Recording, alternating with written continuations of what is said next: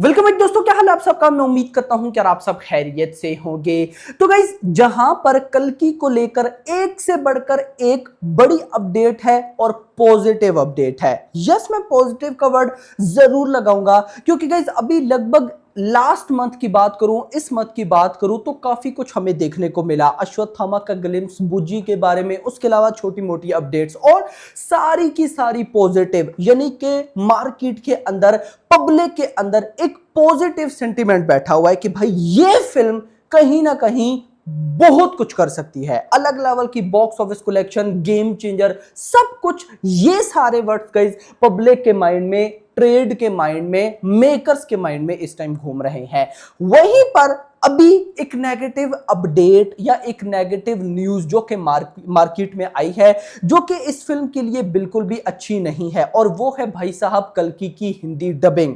Yes मेरा भाई, ये बड़ा कंसर्न था और पिछले लगभग एक दो हफ्ते से मुझसे भी कुछ भाइयों ने पूछा। अब गाइस देखो, मैं अपने माइंड में टोटली रिलैक्स बैठा हूं कि भाई कोई टेंशन ही नहीं। जहां पर इस फिल्म में इतना बड़ा पैसा लगा है तो वहां पर मेकर्स थोड़ी ना रिस्क लेंगे कि डार्लिंग प्रभास से वो हिंदी डबिंग करवाएंगे, वो शरद केलकर को ही देंगे। लेकिन सीन उल्टा हुआ। सीन ये है कि अभी कल शरद केलकर कहीं पर इंटरव्यू दे रहे थे कि क्या सीन था, आई डोंट नो, तो उन्होंने मीडिया को कंफर्म किया कि कल्कि के मेकर्स ने उनसे कोई कांटेक्ट नहीं किया है अभी तक प्रभास की हिंदी डबिंग के लिए। अब गाइस, कल्कि को थिएटर्स के अंदर रिलीज होने में 32 डेज बचे हैं, यानी कि एक महीना है।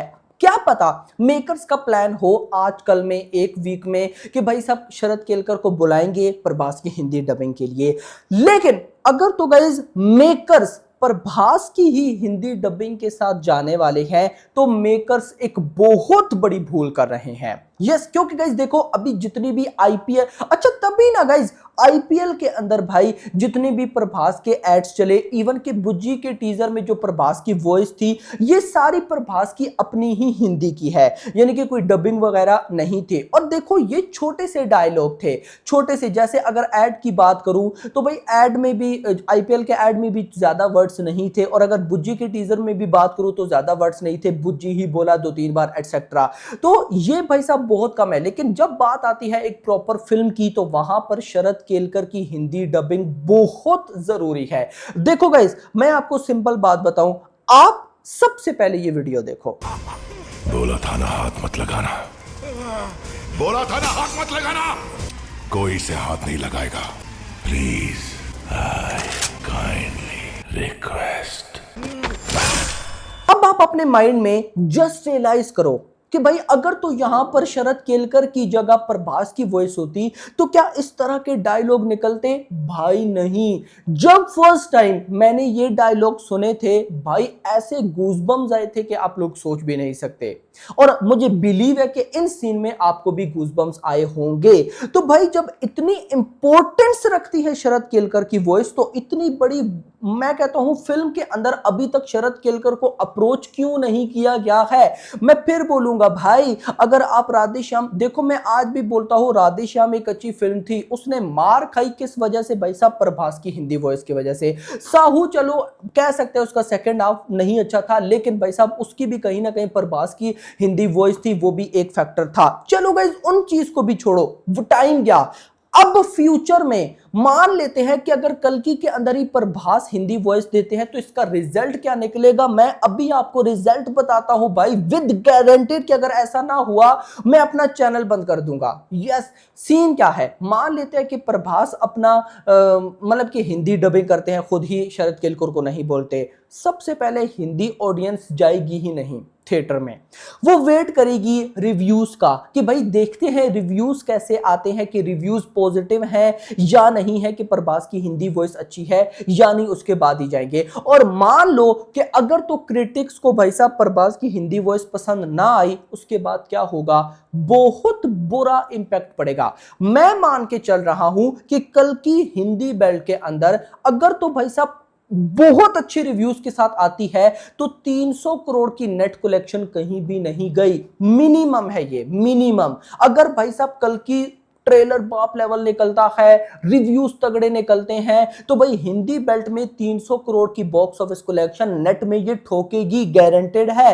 बट अगर प्रभास की वॉइस होती है और अगर थोड़ा सा भी नेगेटिविटी हो गई ना कि नहीं अच्छी, भाई ये 300 करोड़ खड्डे में गुजर जाएगा, बढ़ जाएगा। यस, मैं ये वर्ड्स यूज कर रहा हूं क्योंकि ऐसा होना मतलब धोता दिख रहा है। तो यहां पर अगर कोई मेकर मेरी कोई वीडियो देख रहा है तो भाई साहब आपसे रिक्वेस्ट है कि शरद केलकर को अप्रोच करो और उनसे ही प्रभास की सारी डबिंग करवाओ। ये आप फिलहाल अपने माइंड से निकालो कि प्रभास की हिंदी डबिंग अच्छी है, भाई नहीं अच्छी। अगर अच्छी होती तो भाई साहब इससे पहले राधे श्याम और जो साहू हैं भाई साहब वो भी एक अलग लेवल पर होते। ऑफ कोर्स इसमें कोई बुरी बात नहीं है भाई, इसमें बुरी बात क्या है, कोई बुरी बात है ही नहीं। पता नहीं, मुझे समझ में नहीं आता कि मेकर इस छोटी सी चीज को इतना बड़ा क्यों बनाते हैं। जब शरद केलकर की वॉइस पब्लिक को पसंद है, परफेक्टली उनकी वॉइस पर बैठती है, तो भाई उनको अप्रोच करो ना। इतनी बड़ी फिल्म, और हाँ मैं आपको बताऊं 700 करोड़ का बजट फाइनल हुआ है कल्कि का।